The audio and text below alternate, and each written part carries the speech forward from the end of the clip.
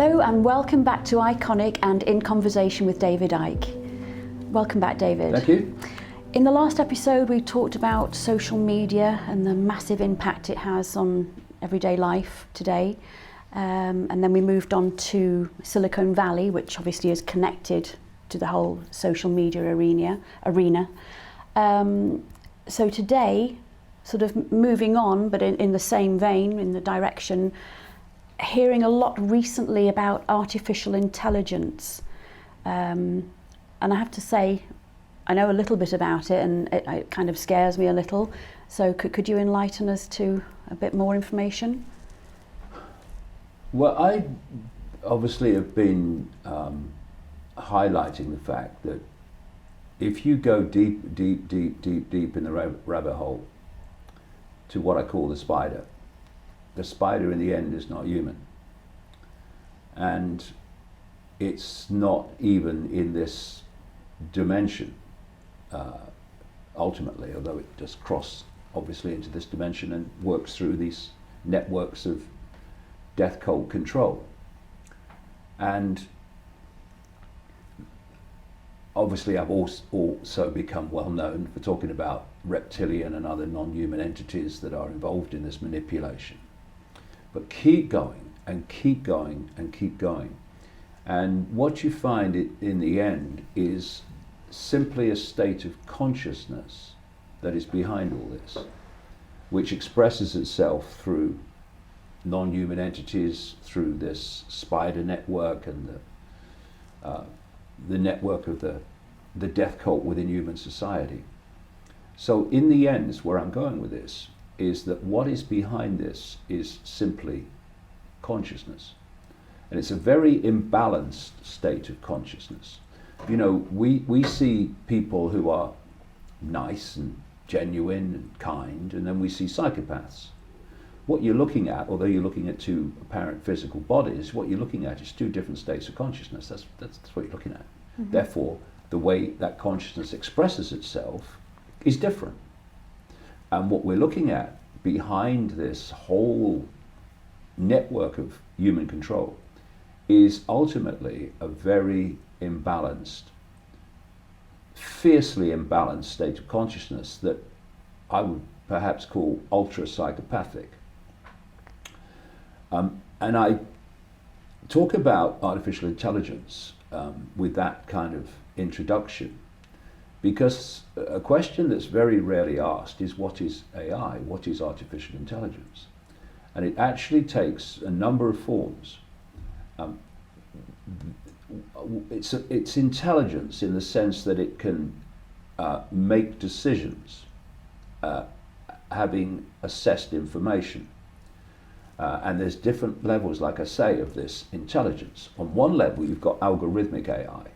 This is encoded, quote, intelligence, which allows that level to make decisions on whether this is done or that's done, if the technology does this or the technology does that.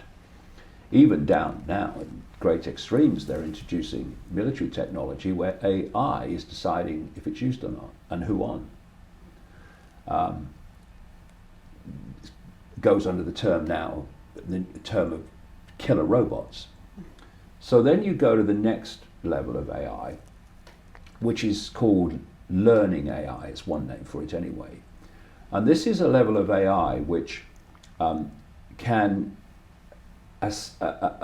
accrue more and more and more knowledge by information it receives and processes. So it becomes, if you like, cleverer and cleverer and cleverer in proportion to the information that it's receiving. And I would make this point, that when you look at social media and Google and the internet and all this surveillance that goes on and tracking of people's information, you can see it, and on one level that would be true, as a big surveillance operation, but it's more than that. All the stuff that humans are constantly posting on the internet, not least on social media, is being fed into this level of AI which learns from it and absorbs it. And that level of AI has long passed the point where it is utterly expert and gathering more expertise every day, every minute in fact, in human behavior and human psychology. And therefore the ability to make decisions in terms of technological actions and where they want it to go, which is direct connection to the human brain, to make decisions to manipulate that psychology to get what it is programmed to want. In other words, to get people to think and act the way it wants. This is the whole point about connecting AI to the human brain. It's so that AI becomes the human mind, it becomes human emotion, it becomes human perception and thought. And this is not just me saying this. Some of the Silicon Valley crazies like Ray Kurzweil at Google are openly saying that by 2030 this is going to start to happen. And he also says that once AI is connected to the human brain, it will do more and more of human thinking until, and these are his words, human thinking as we currently know it will be basically negligible. In other words, the human mind will become the AI mind. And instead of manipulating perception by controlling information, which they've had to do up to this point, we will be getting perceptions directly from AI, and there will be no human perception as we've come to know it. That's the whole point. But that's only one level. That's the next level of AI. There's another level of AI, which I say is this consciousness, is this deeply disturbed, imbalanced, ultra-psychopathic consciousness, which the Gnostic people over the centuries called archons. They said in their writings, there was an amazing find in 1945 in an earthen jar that was found at a place called Nag Hammadi, about 75, 80 miles north of Luxor in Egypt. And when they looked at the contents, it was the writings of this group known as Gnostics. And there used to be something called the Royal or Great Library of Alexandria, which was an amazing depository of ancient knowledge and writings and history. At one point they had about 500,000 scrolls there. And that was overseen by basically Gnostic thinkers who saw the world in a particular way. What they believed was that this was a fake reality, what we would now call a simulation, and that it was created by a fake, quote, God, to control the human mind, in effect. And they described what this force was that was behind it. And about a fifth of the content of these many, many scrolls in this earthen jar, which were kind of, it's believed that they were probably put in that jar and hidden around 400 AD, which would kind of fit, you know, the demise of the Great Library of Alexandria, because the Roman Catholic Church basically destroyed it. Of course, they didn't want that, did they? Because it completely overturned the Roman Catholic view of everything. And about a fifth of these writings were about these archons, this archontic force that was manipulating human society, and indeed had created what we would call today a simulation to entrap that human consciousness. And they talked about how this archontic force was, in its base form, just energy. Didn't take a form, took the form of just energy, what I am describing as consciousness. Yeah. And interestingly, what is interesting to me, the writings said that when this archontic consciousness, as I would call it, takes form, the two major forms it takes are reptilian and like a grey fetus with big black eyes, which is quite a pretty good description of the so-called greys of UFO legend. And because it's consciousness and not what we would call physical, it can infiltrate and control technological systems. And therefore, this smart grid is why everything's called smart these days. If it's called smart in terms of technology or called smart in terms of the way something is done, a process, then it's all part of the same grid called the smart grid. The idea is that the AI, through this smart grid of technology, controls the internet, controls everything connected to the internet, which is this Internet of Things, where all these technologies are now controlled by the internet, including your car. And ultimately, and I say ultimately, not too far from now, according to this Google executive, Ray Kurzweil, the AI will be connected to the human brain. And so what's connecting to the human brain? Well, these different levels of AI, including this archontic consciousness, which is behind all this.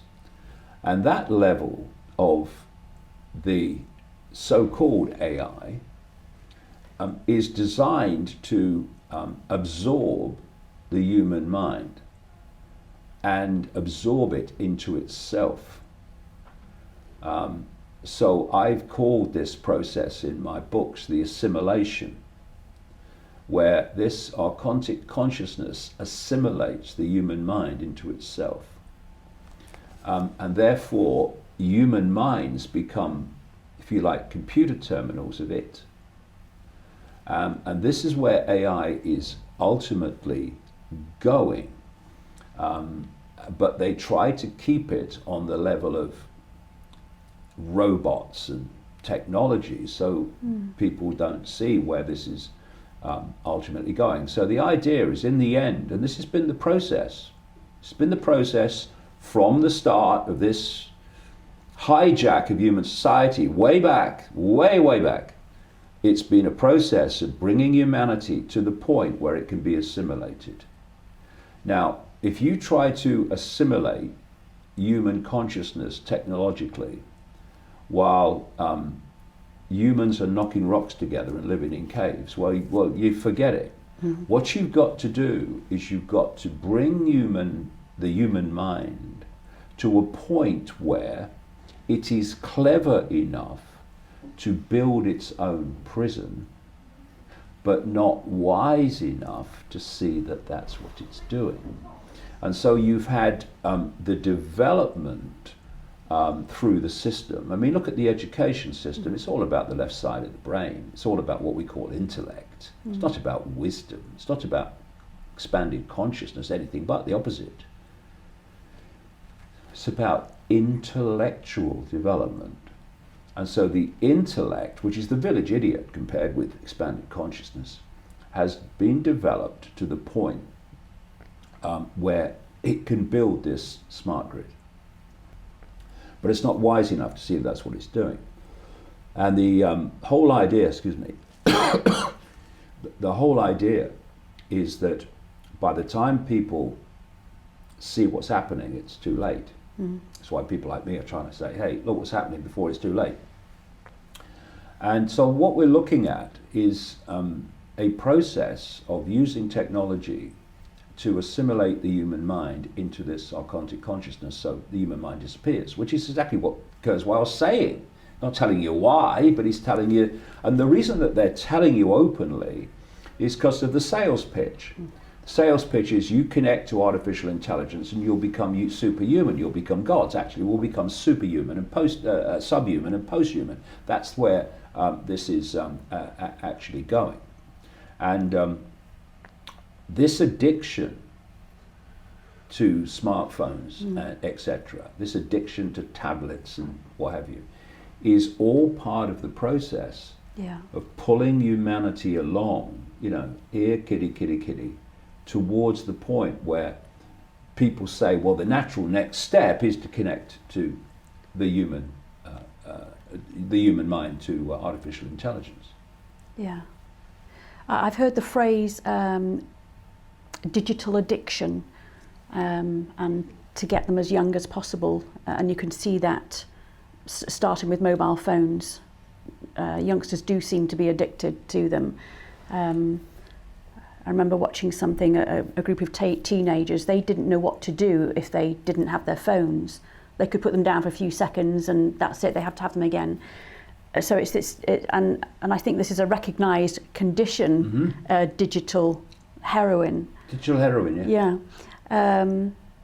And like you say, I think that's that's kind of the beginning, catch them level. Exactly that. And then I think it moves up to on the body. On the body. And then in the body. And then in the body. And exactly what is in the body? Well, if we go through this sequence, because you picked up on something that is actually the way they've done this. Yeah. You want to get technology in the body that will connect the body and the systems of the brain to artificial intelligence.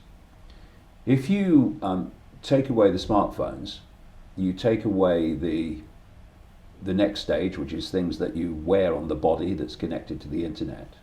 Take them away and try to go from the pre-smartphone era to connecting the human brain to AI, you will have no chance. You want to do what? So what you do it in steps, what I call the totalitarian tiptoe. So the first step was to introduce mobile phones, and then you introduce smartphones. That's when it really starts to ramp up. The idea is to get people addicted to that technology which they hold, and particularly the young. Why? Because the young will be the adults when this stuff is meant to come in full blown. So you need to bring them along psychologically so that they will accept that. You take, my generation from the 1950s, the vast majority of them would not accept that because they haven't been through that programming process, but with and preparation process. But the young today have, and so as we've talked about, there's something coming off these phones, which are adding to the addiction and adding to the way that they mesmerize kids. And what's happening is that this digital heroin is absolutely right. What happens is that people take real heroin or real cocaine or whatever, and that drug has an effect on the brain, which the brain then becomes addicted to, the body becomes addicted to, and therefore constantly demands more when it's not having it. Well, the brain works electrically and electromagnetically, and so what's happened, and digitally by the way, and what's happening is what's coming off these phones is changing the nature of the brain. It's making the brain addicted to that digital frequency and that electromagnetic frequencies that are coming off the phones. And people thought for a long time, scientists thought for a long time, of course, because they're always right, that the brain once formed never changed. They now know that that is not only not the case, it is actually the opposite of the truth. There's something called brain placidity. Brain placidity is when the brain changes in the way that it processes information on the basis of the information it's received. So the information it's receiving changes the nature of the brain and how it processes and how the neuron networks form and fire. So in the next to bloody no time, really, the brain has been bombarded for the first time in known human history with this digital electrical stimulus. Yeah. And it is transforming through brain placidity the brains of people who become addicted to this stuff.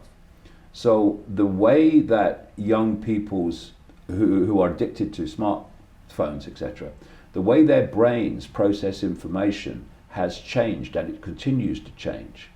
And thus their perceptions that come from that information will be very different from someone who's not been through that process of brain placidity change. And the brain also becomes addicted to that stimulus, and this is how it goes. You pick up the phone, and you are looking at the phone, and you basically go through all the information that you think you're interested in, and you put it down. And then the brain's going, where's my fix? Where's my stimulus?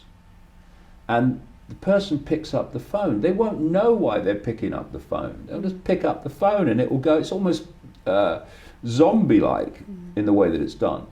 Because the brain's running the show. It's saying, where's my fix? What is your fix? Oh, thank God for that. Yeah. And so that addiction is stage one. And then you're trying to get in the bodies. The next stage is to go on the body. And this is all this stuff, the Bluetooth, the Apple Watches, and all this stuff now that you put on the body that connects you to the internet, your heart rate and all this stuff. Oh God, how did we survive before? I can't believe it. And now we're moving to the next stage, which is in the body, and that's microchips. And if people read my books from the 1990s, even the early 1990s, really, I was talking about the goal of this conspiracy is to get microchips in people and connect them to a global computer system. Exactly what is happening. You know, in Sweden, thousands of people have now been microchipped, quite openly and by their own consent, because they can open doors and open their front door without having a key. How do we survive having to use keys? What a nightmare. But because of the addiction, because of the conditioning of the relationship with technology, and the way that technology is constantly being portrayed as the friend, it's not questioned by so many people. What are the consequences of having a microchip in my body? It's not even questioned, because moving to the next state of level of technology has become almost a way of life. This is why you have these big long queues of people standing in line in the dead of morning so that they can be one of the first to get the next Apple phone or something. They can't even wait till it gets light and go tomorrow or something when there won't be a queue. No, we've got to do it now. This is all part of this addiction. The next level of technology is a way of life. This is how 5G is being coming. 5G? They say it's going to fry us, but you know what? You can download a movie in seconds. I'll have that. It's just this completely obsession with technology and what it can do becomes the motivation and not the questioning of but what are the consequences? But the other side of microchips, and again, microchips that you can see, these rice-like size microchips that they're putting into people. That in its own way is a diversion, because the real chipping is happening with nanochips, which the human eye cannot even see. And these are being put into the air through chemtrails coming out the back of planes. The chemical trails, well, one aspect of these chemical trails that all over the world is happening is nanotechnology. And they've been denying what the alternative media has been saying for decades, that these chemtrails are real. By the way, are they real? Have a look at the flipping sky, mate. And now we've got Bill Gates, who, when he opens his mouth, the cabal is talking, who is now putting money into chemtrailing the sky, on having all denied that it was happening before, on the basis of we must basically shut out the sun to save the world from climate change. This is why this climate change hoax is so important to this agenda on so many levels and in so many ways. And this nanochipping is also being put into people via vaccinations in vaccination programs, and in the food, people have no idea. So much nanotechnology is in food now. They're putting microchips in drugs and any way they can. And the idea is that you breathe in, or you consume in food or whatever these nano microchips, and you don't even know they're in you. But they are able to communicate with external frequencies coming from this technology, and that creates a smart grid in terms of controlling the human body and controlling the human mind.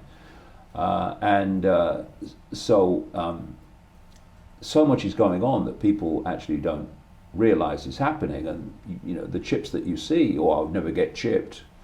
Yeah, you've breathed in a few times, have you? Yeah, well, you're probably chipped then.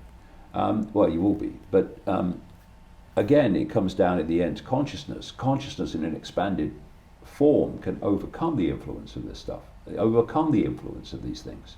But if you're not, if you're in a limited state of consciousness, and thus in a weakened power of consciousness to perceptually overwhelm this stuff, then it will control your thoughts and it will control your actions. So this is the process that's been going on, to create a situation where every piece of technology will be connected to the internet and controlled by AI, including your car. That's what driverless cars are all about. What will a driverless car do? It will dictate where you can and cannot go. You want to go here? You're not allowed to go there, so the car ain't going to take you. You know, you want to walk? It's about 300 miles.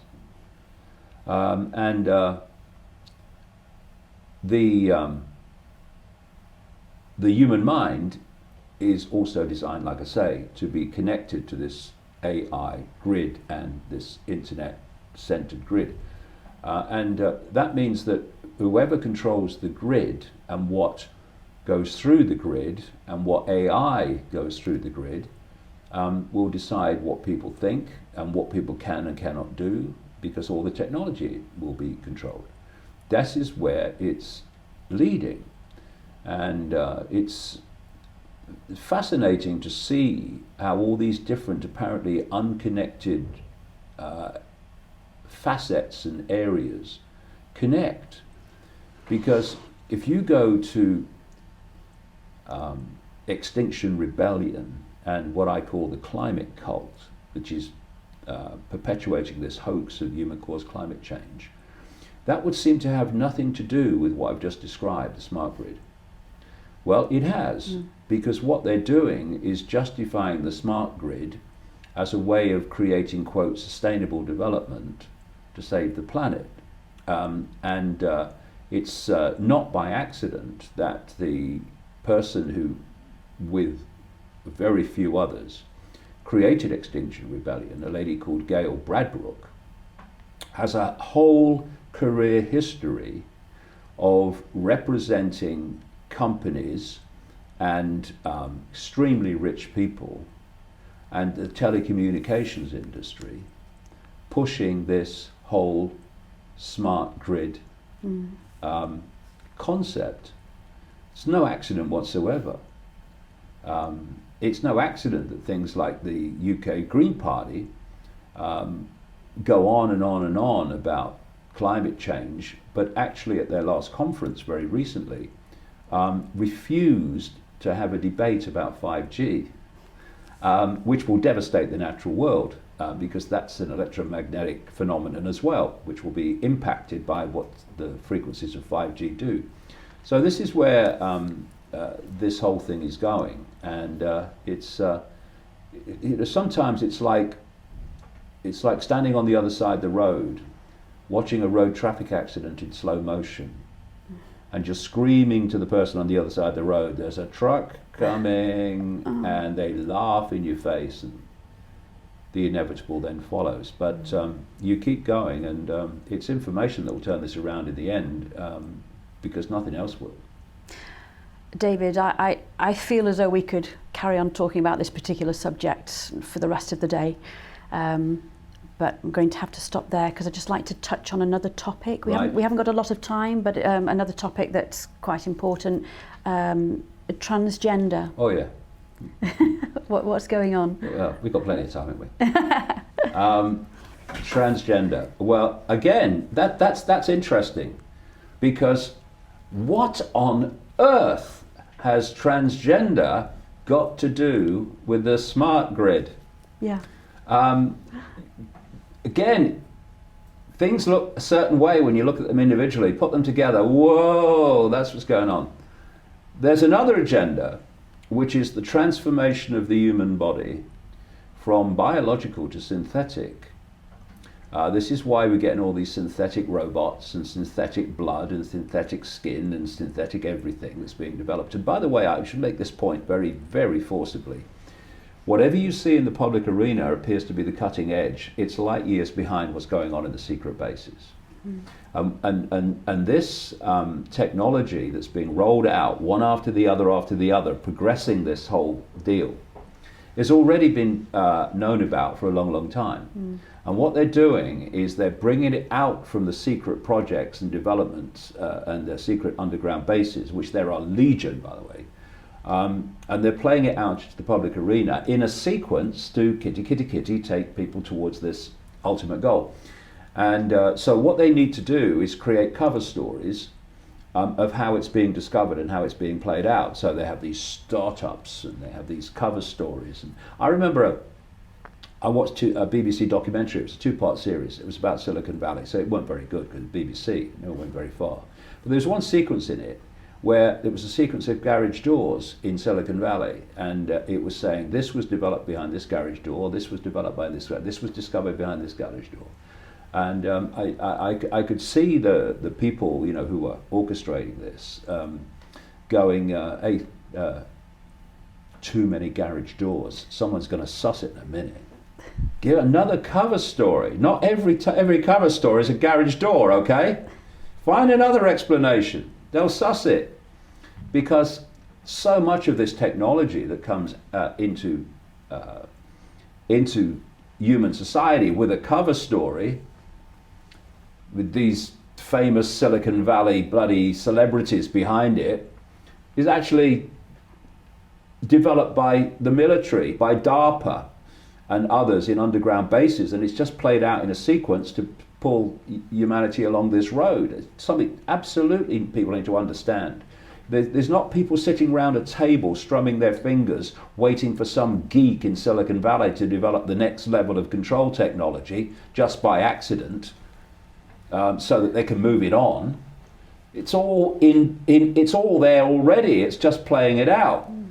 So when I hear scientists saying, well, that's not possible because we can't do that now. No, you can't do that now. They've been able to do it for decades in the underground bases, mate, and they're going to play it out with the sequence.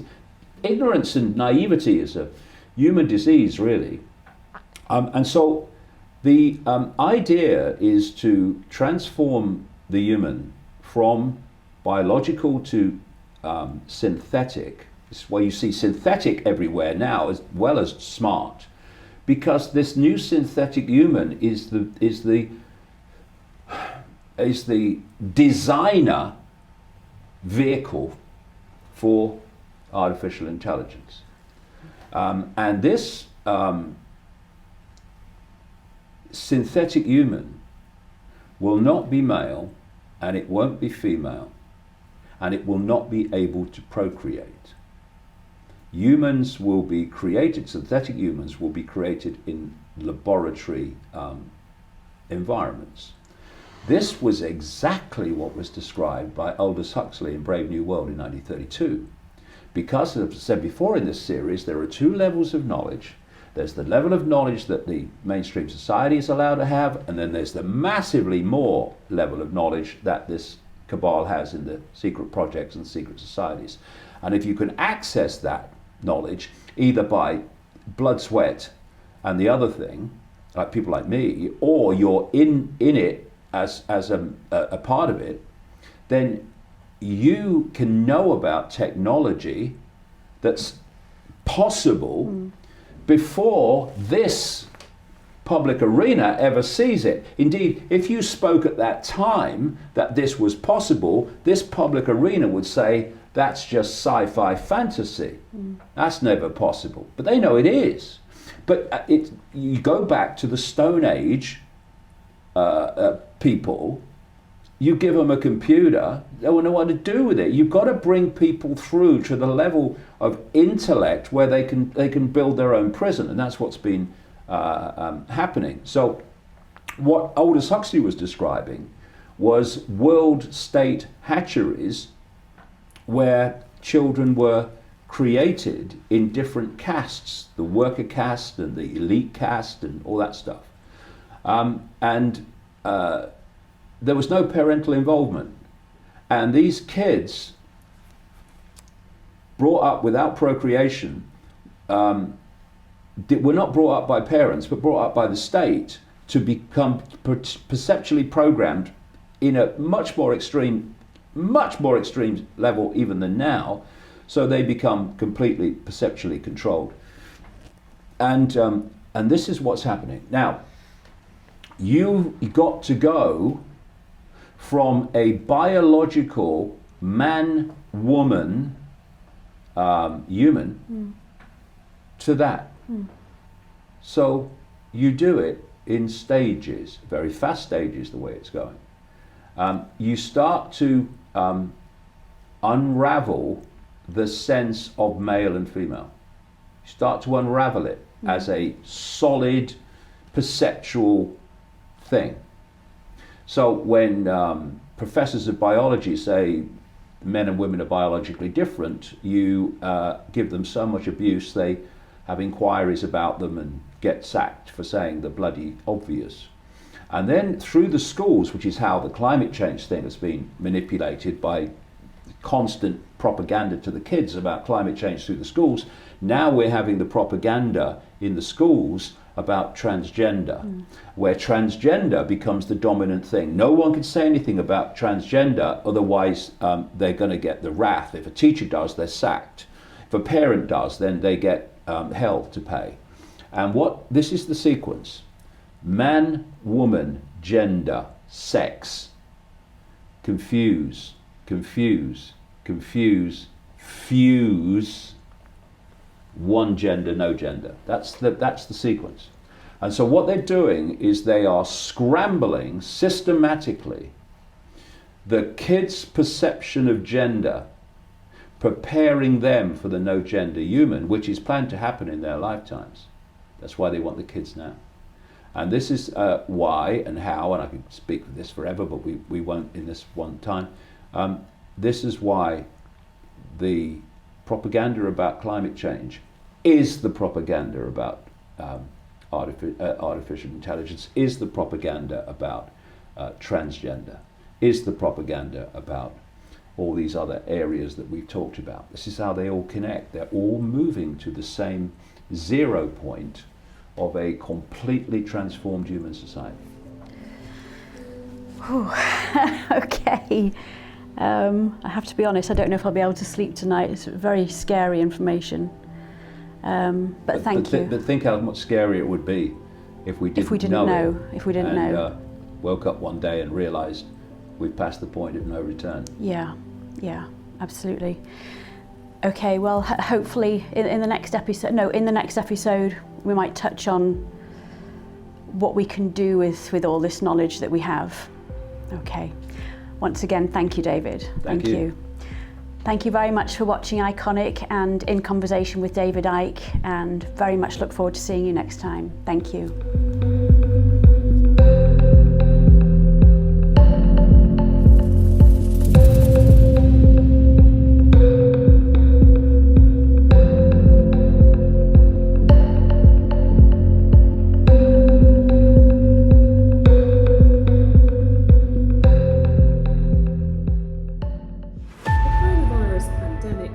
In China, oxygen, medical supplies and hospital staff have One of the 5 vaccines and research trials. Stage 1, you create a problem. It could be a manufactured virus.